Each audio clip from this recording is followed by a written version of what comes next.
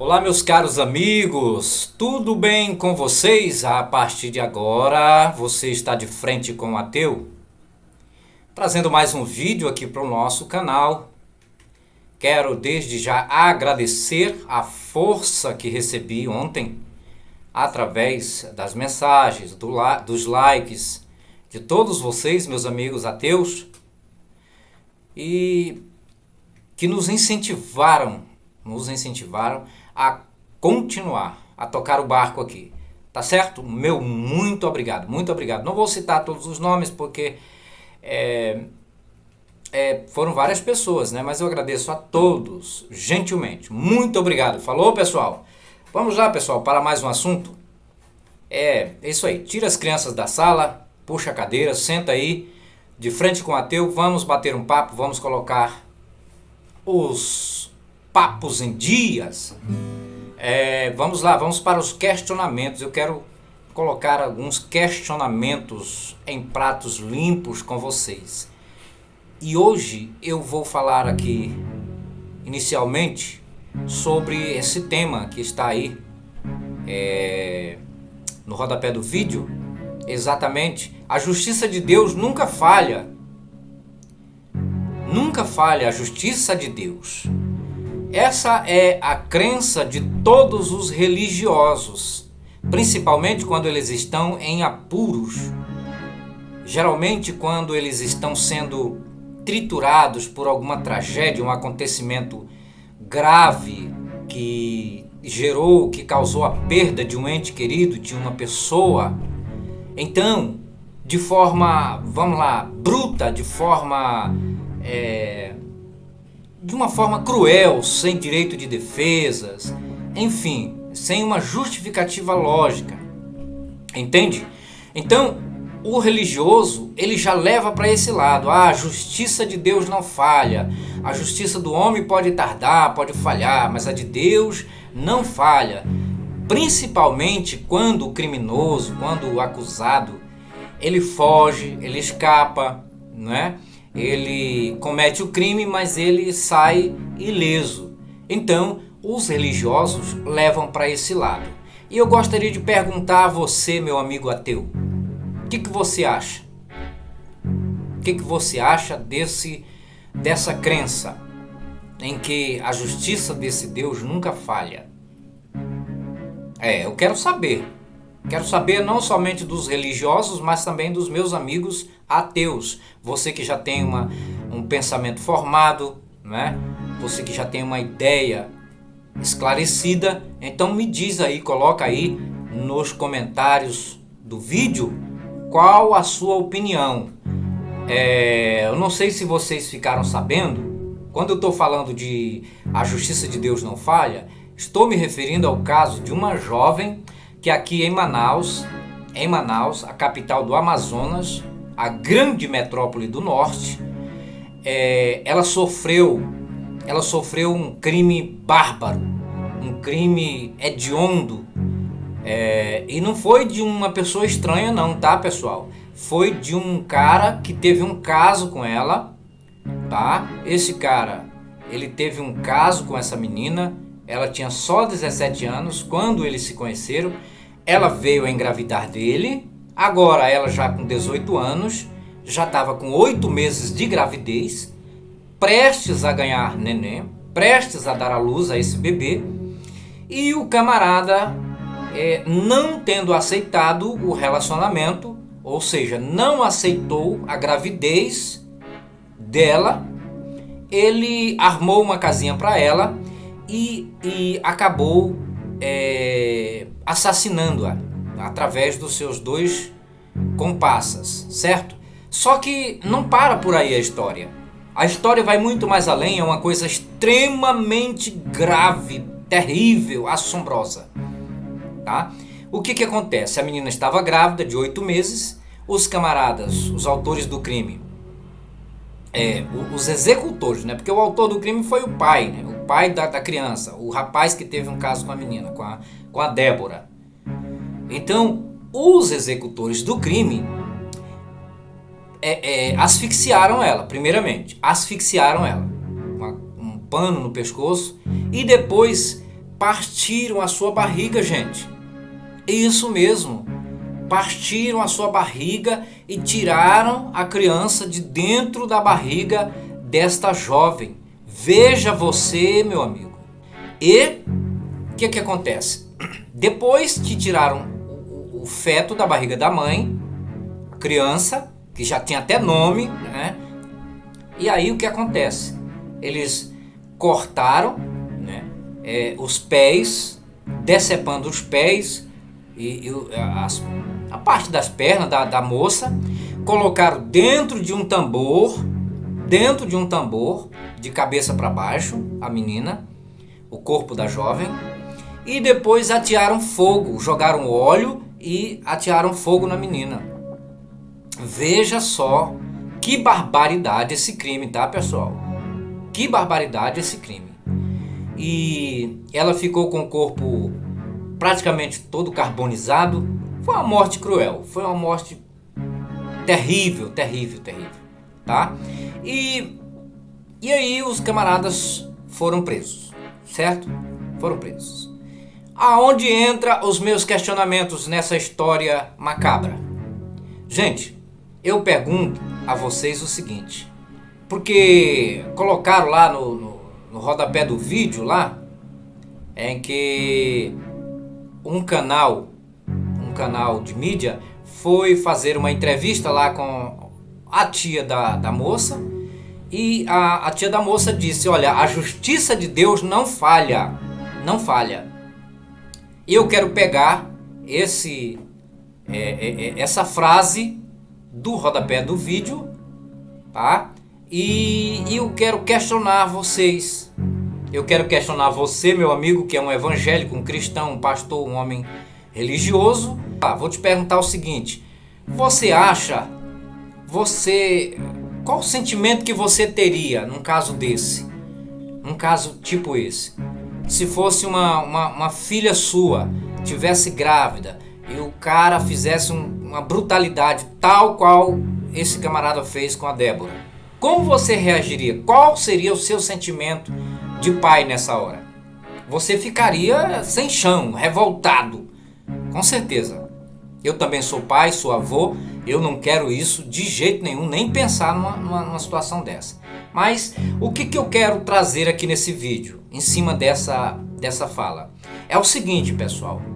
É que a tia dela diz que a justiça de Deus não falha.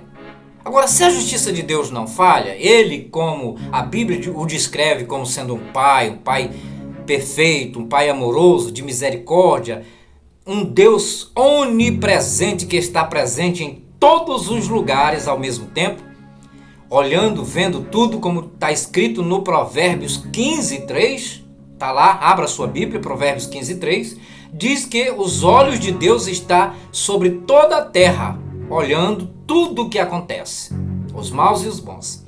Então, como pode um pai, sendo ele o pai, Deus o pai, vendo um crime bárbaro acontecer, e ele não evitou, ele não interferiu? Por que será, pessoal? Por que será? Onde que fica a justiça desse Deus? Se a justiça dele não falha, era para acontecer antes do caso, era para interferir no caso, não ser um motivo de consolo, de conforto para uma família que está estraçalhada, que está desmoronada após um acontecimento grave desses. Concorda comigo? Pois é. E tem mais um texto. No capítulo 16 de Provérbios, verso 4, diz o seguinte: que o Senhor fez todas as coisas com seu devido propósito, até o ímpio, o assassino, o criminoso, para o dia do mal. Então, pessoal, se Deus criou todas as coisas, inclusive todos os seres humanos, ele criou o assassino, o criminoso, os dois criminosos, porque foram dois homens, e o que acontece? Então Deus é o maior responsável por um crime bárbaro e hediondo como esse. Você concorda? Porque o que mais me revolta, levando em consideração que exista um Deus, como a Bíblia traz a narrativa em seus textos lendários, esse Deus, ele criou tudo. Ele criou inclusive os criminosos. Ele deu o suporte, a assistência. Ele assegurou, ele deu a seguridade para os criminosos desenvolverem as suas infâncias, as suas adolescências, a sua juventude, até chegar a esse ponto de executar um crime como esse. Você entende?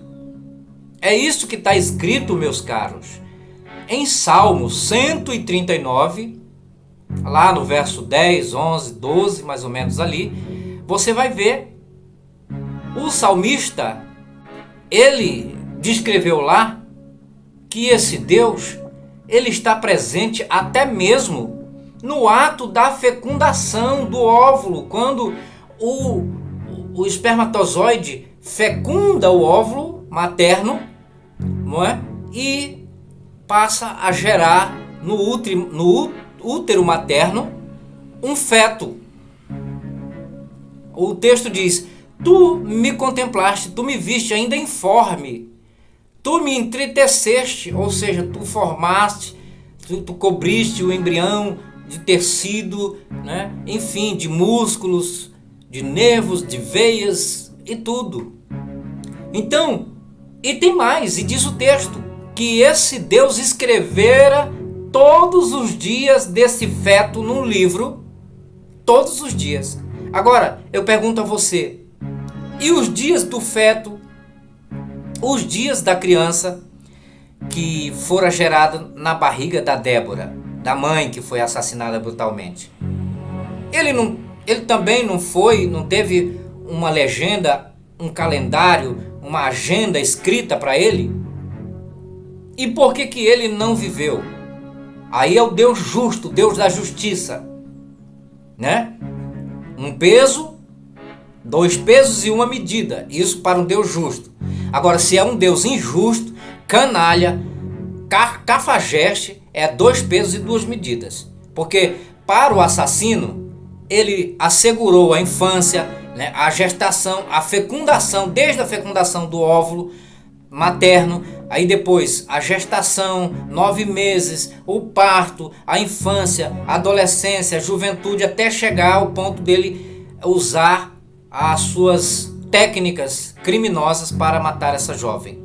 Mas ele não assegurou, esse Deus não assegurou o direito de vida dessa criança que morreu, que foi tirada brutalmente da barriga da mãe antes do parto. Veja, esse Deus não é justo. Esse é o Deus da Bíblia, que você, crente, acredita, que você glorifica, que você invoca a justiça dele. Eu disse para você, no capítulo 16 de Provérbios, verso 4, que está escrito que ele criou todas as coisas para um devido fim, inclusive o criminoso, para executar esse crime. Então eu quero te perguntar, qual é a certeza que você tem de buscar, de invocar a justiça desse Deus, hã? Fala aí para mim. Um Deus canalha, um Deus omisso, um Deus cuzão, que não faz porra nenhuma por ninguém, nem pela vida de uma criança, de um feto que não sabe o que está acontecendo, não sabe quem ele é, não sabe o que vai ser da sua vida. Esse Deus que, segundo a lenda, os textos lendários, os textos poéticos da Bíblia, atribuem a ele, né, assistência, a perfeição, que ele é aquele que gera a vida e tudo. Mas nessa hora ele não livra a criança. Então, aí eu pergunto a você, a justiça desse Deus falhou ou não falhou? A justiça do homem pode até demorar, essa sim pode demorar, mas ela chega ao cumprimento. Claro que a nossa justiça é uma porcaria. Nosso país é um país com as leis frouxas, as leis são super flexíveis, mas pelo menos o canalha já foi preso. Agora, o certo, meus amigos, no meu ponto de vista, para ser justo, se existisse um Deus de verdade, esse Deus teria que devolver a vida da mãe, restituir a menina, e o camarada era para ser entregue à prisão. Aí sim, eu digo que a justiça seria feita. Do contrário, nada absolutamente pode acalentar a dor da perda de uma família, que uma família tem, que uma família sente ao perder um ente querido. Não é uma palavra de um crente, de um pastor, de um missionário, de um apóstolo que vai confortar o coração dessa mãe, o coração desses familiares. Não é. Nessas horas, nenhuma palavra conforta um coração partido pela perda brutal, criminosa, hedionda, sem direito de defesa, como foi o caso dessa jovem. E quando chega a hora do velório, aí vem aquelas pessoas lá dizendo: Deus está recebendo ela agora, está tendo festa nos céus, porque é uma filha de Deus, uma serva, uma menina de Deus. Meu amigo, esse é um Deus filha da puta. É um Deus filha da puta. Se ele não protegeu a menina, você acha que ele está recebendo ela onde? Se ele não existe. Então, gente, abra o olho, você que é um cristão, você que é um religioso, chega de você comer as porcarias da Bíblia, as porcarias que os pastores colocam para você comer. Tá bom? Então tá aí esse vídeo, eu espero que vocês deixem as suas opiniões com relação a esse caso triste, bárbaro, cruel, tá bom? É isso aí, gente. Aqui ninguém passa a mão não, tá? Um Deus cuzão tem que pegar varada mesmo. A gente tem que falar mesmo, tá? Ainda bem que ele não existe pra porra nenhuma, porque se ele existisse, eu gostaria de ter um tete a tete com ele. Tá bom, pessoal? É nóis, até o próximo vídeo.